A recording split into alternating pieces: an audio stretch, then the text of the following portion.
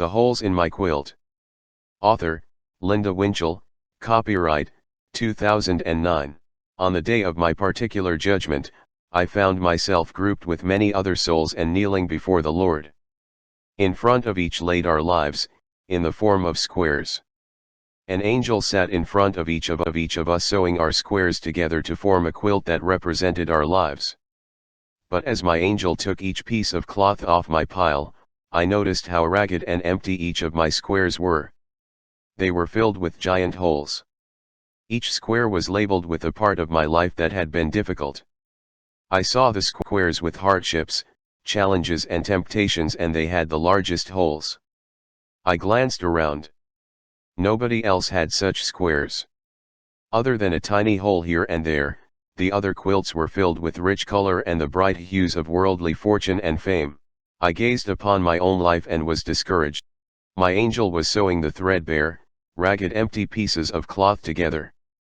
Finally, the time came when each life, each quilt, was to be displayed, held up to the light of truth. The others rose, each in turn, holding up their quilts. My angel looked upon me and nodded for me to rise. My gaze dropped to the ground in shame. I hadn't had earthly fortunes or fame. I had love and laughter, but there had also been the trials of illness, poverty, and false accusations that took away from me and those I loved. I had often been ridiculed, which I endured painfully, each time offering it up to the Father, in the hopes that I would not melt within my skin, beneath the judgmental gaze of those who unfairly judged me. I had to start over many times.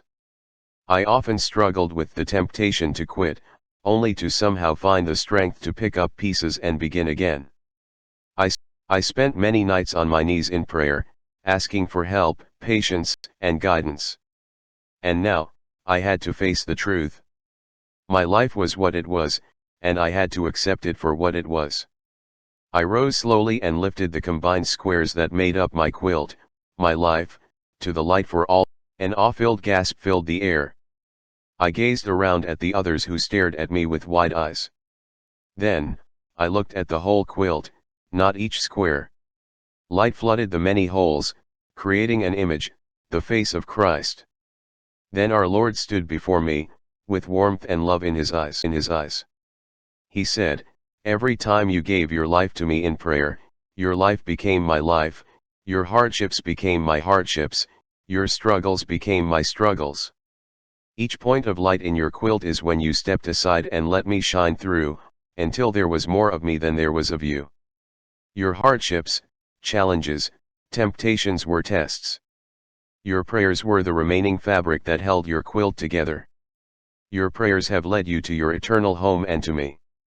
When hardships, challenges, temptations get you down, pray, pray and pray some more.